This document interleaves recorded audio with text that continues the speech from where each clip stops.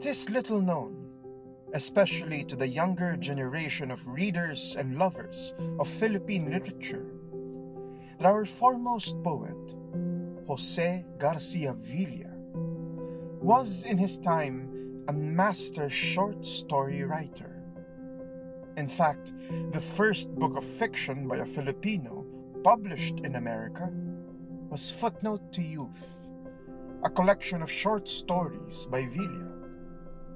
In the introduction to this book, Edward J. O'Brien, famous for his best American short story series, hailed Villa as among the half-dozen short story writers in America who count.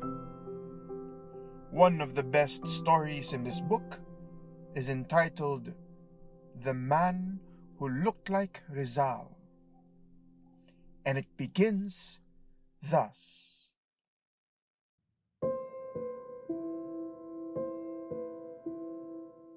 Once there was a man who looked like Rizal. His face had a sad geometry, and his eyes were always sad even when he was happy. He was an insignificant person, but for his face that resembled Rizal's. Sometimes when he was bathing and he stood naked, the man looked at his body and flexed his arms to try his muscles.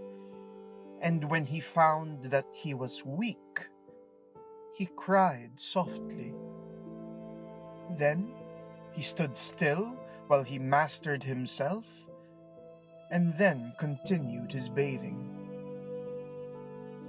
His wife was a short young woman. He had married her, but he himself had been her senior by half her age on her bridal day. It was a simple marriage, for they were poor. To his wife, he was loyal.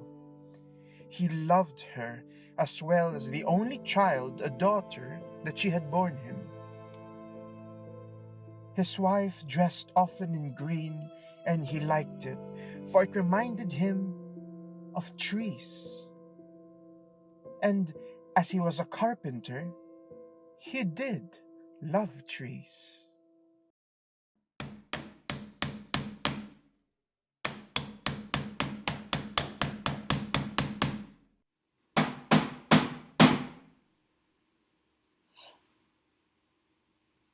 Sometimes I wish we would leave the city. And where would we go? Ano, move out of the city and live in the countryside. Live in the... Why? Well, I thought, I want to see green again, Tinang. Lots of it. You want to see green? Yes, green. I like looking at it. Green grass, green trees, green fields, green everywhere. Alam mo, I have always... But there is also green in the city. You just have to know where to But look. the greens here, they're not really green. They're expressionless and they leave a gap in the... Ay, nako! Ramon! There you go again with your impractical dreams and your... Go finish that work now. You promised that to Mrs. Cruz tomorrow, yes? So finish it already.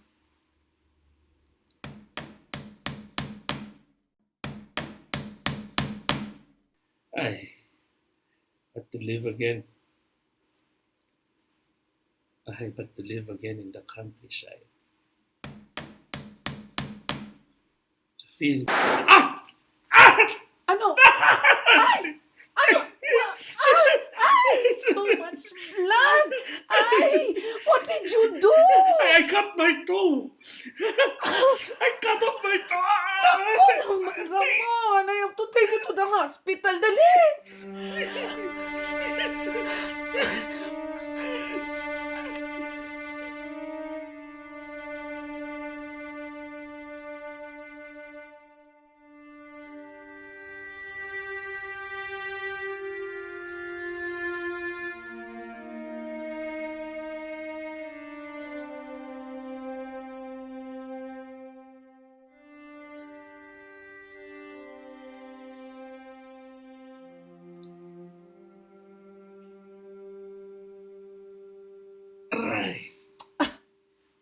careful. I am. Kasi naman. It's a good thing the nurses taught me how to change your bandage. I think that will do. This had to happen when I have so much work to do. Whose fault is it? What do you mean whose fault is it? I did not. It's your fault. Huh? Because you were so careless. If you'd only concentrate on your work instead of dreaming while you work, you're always staring into space and muttering to yourself. One day it's about green trees and green grass, green fields. The next day it's about... Ay, naku, Ramon. I did not want to cut off my toe. Why do you? What is it that you dream of, ba? You would not understand. I mean, why can't you be like...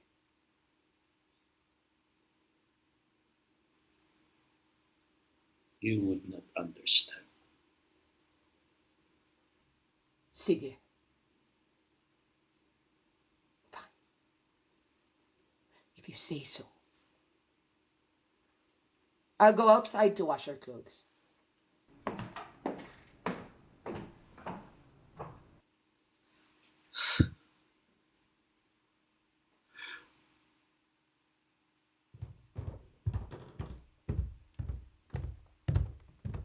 Oh, where have you been? You will be late for school again. Naku, sige ka. If you keep doing that, you're always late for school. Teacher Emma will get angry. And your nanay will scold you again. Tatay, does your toe hurt very much? Oh, yes, a little. Oh, come here. Give Tatay a kiss before you go. Be a good girl, ha? So your teacher will like you. Do you have your bow na? Nanay gave me 5 centavos po. Hala! What can you buy for 5 centavos? Oh, you are 10 centavos more. Oh, sige na. Or you'll be late for flag ceremony again. Be careful when you cross the street, ha? Yes, Tatay. Nanay, I will go to school na po.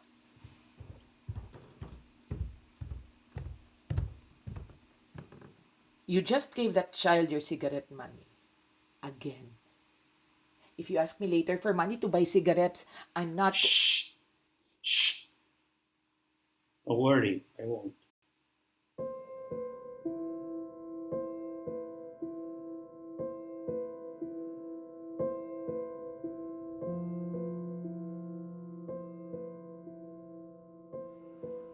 Have you removed it na po, the bandage, Tatay? Yes, I have. So, may I look at it now po? Oh, sige. Tatay! You have only 9 toes now! It is more than I shall need, anak. Oh, tell me about school today. What happened? Many things po. Tatay, how does Teacher Emma know so many things?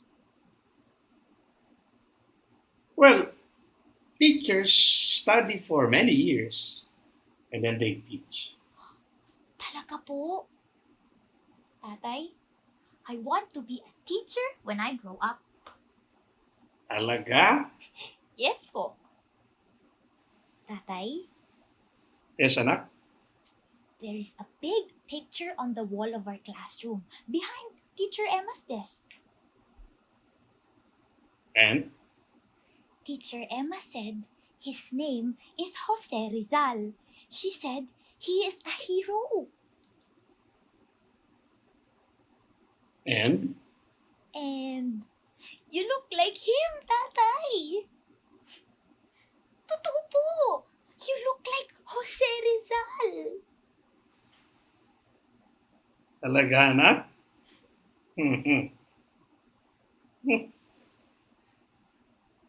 But your tatay is weak. Especially now. Oh, look. I only have 9 toes. But you really look like him, Tatay. And you are handsome. Like Jose Rizal. even if you only have 9 toes po. Ay, anak. Tatay, why are you... Are you going to cry, Tatay? No, I'm just happy.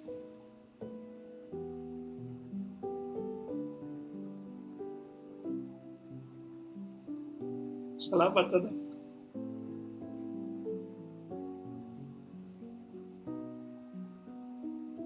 Oh, why don't you go out and play with your friends now?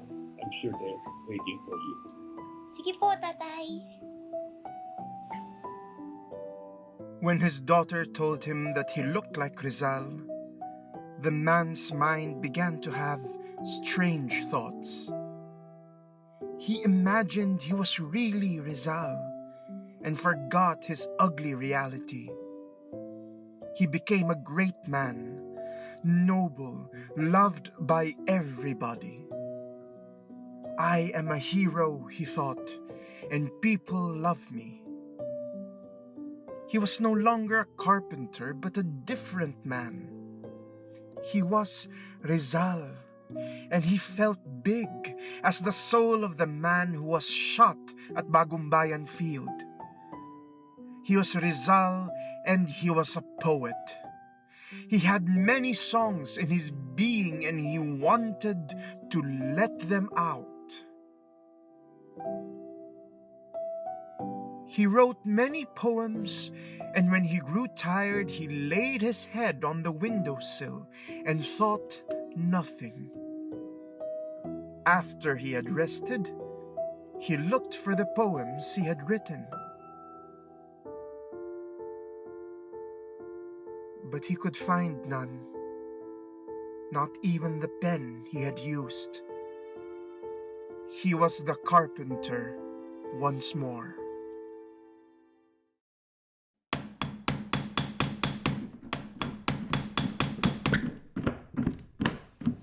Tay? Tatay? Oh, anak. Oh, what's wrong? Why are you crying? Manang Asun said Nanay has run away. Huh? She also said Nanay is no longer coming back siguro because she had her big maleta with her. She saw it from her tindahan. And she said Nanay rode a taxi. And inside the taxi was... What? What? Inside the taxi was a man. Manang Asun said she ran away with him po. Huh? Why did she do that, Tatay? Why did Nanay leave us? Why did she? Shh, anak. Anak. Shh.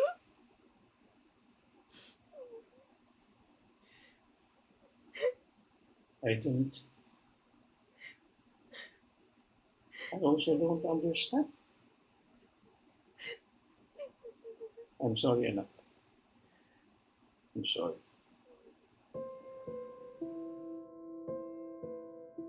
He took it calmly. He was always passive on the outside, but really his wife's desertion made an hiatus in his existence. He loved her, but she had run away from him. She ran away from me, he said, but I cannot run away from her. It is because I am breathless. I am breathless with love, and I cannot run away. I love her. I love her.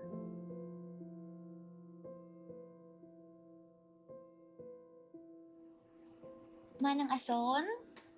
Ano yun? 1 bubble gum po. Tatay, I'll have 1 bubble gum po, ha? All right, anak. Oh, here it is. Just one? Yes po. Thank you po, Manang Asun. Very good. One bubble gum only. But nako, you take care of your teeth, ha? You like eating so much candy kasi. Yes po. Oh, la.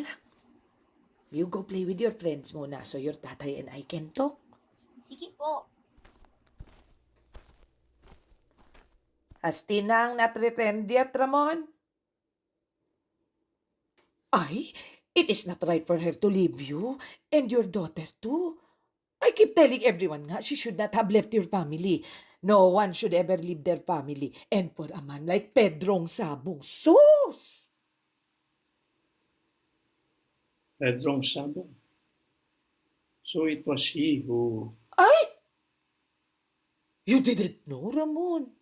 Ay, hala, Diyos ko!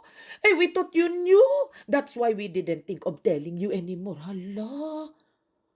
Ay, it was not right of her, Ramon. What was she thinking? He's a gambler and a cockfight addict. Nako, Tinang will not come to a good end. I'm sure of it. I'm sure of it. She was such a restless woman, di ba? We're going home now. Anak! Dali na, let's go home. Huh? So soon, tatay? Sige po. Ay, did I say something that offended you, Ramon? I didn't mean to, ha?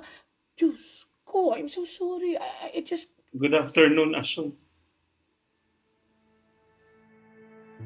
For a time, the man whose wife had left him had the desire to meet Pedrong Sabong face to face. He would get angry, mad, hurl incisive words, use his fists. Then, he thought of his wife. She had been good to him, and she did her housework well. She cooked with taste and took good care of their child. Why did she leave him? As he thought of her, he suddenly rose from his seat and closed all the windows of the house. Then, because the room was dark and his child began to cry, he himself opened the windows he had shut, and he wept silently. He became tender, and his thoughts of revenge fled. If he met Pedrong Sabong, he would not get mad as he had planned. He would understand. Until one day, he was about to light his cigarette inside a store when he saw a man pass by, and suddenly he could not light the cigarette. He recognized the wide, heavy shoulders and the way the long feet touched the ground. Pedrong Sabong it was. And the man who looked like Rizal remembered the story of his life.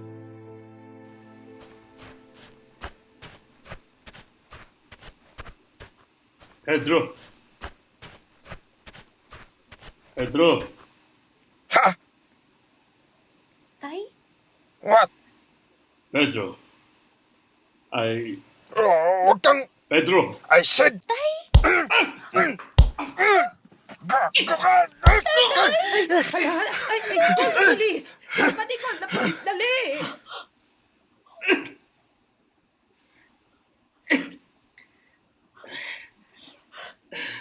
Tatay! I did not attack him from behind. I ran after him because I wanted him to know I had forgiven him. I only wanted to tell him to be good to my wife, to my Tinang. Because she is not my wife anymore because she has gone to him. She is the mother of my child. Love her. I wanted to tell him. Love Tinang and do not scold her. Because I have never scolded her. And tell her Tell my Tinang I understand. Huh? Tell her I'm sorry. I am sorry. I was not good enough for her. But he struck me. Oh, why don't you speak up? Gago ka pala eh. Why don't you tell everyone here I am right? Ha?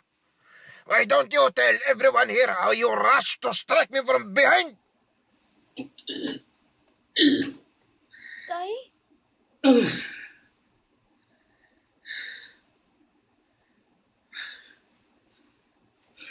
Yes. Yes, he is right.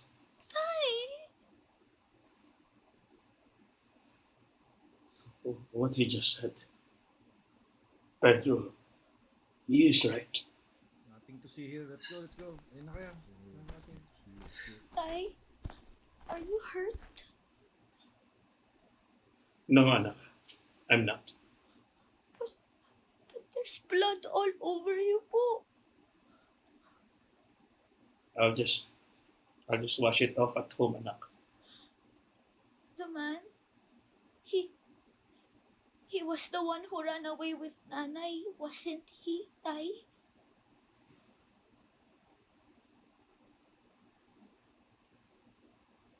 Yes, anak, he was. Then, why did you not fight back po? When he hit you, why did you not hit him?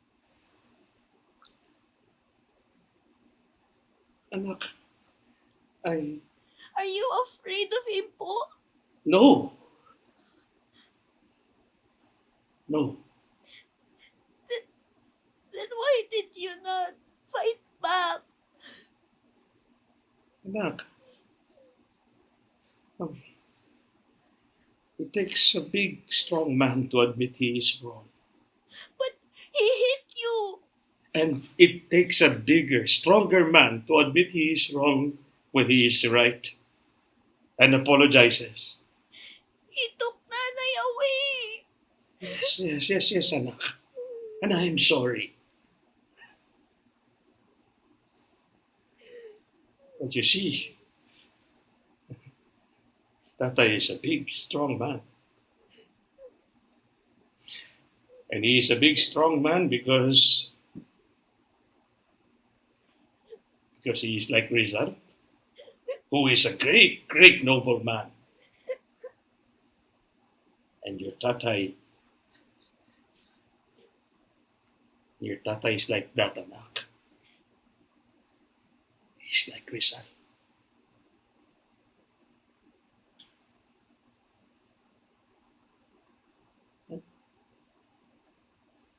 Do you understand me? Do you understand Tata, anak?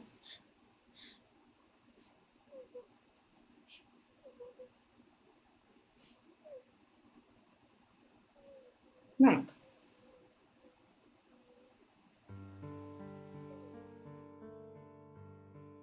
His little goddess did not move, but looked at him with helpless, wet, ununderstanding eyes. He kissed her little frightened hands, and the little daughter looked on. The Man Who Looked Like Rizal by Jose Garcia Villa, National Artist of the Philippines in Literature.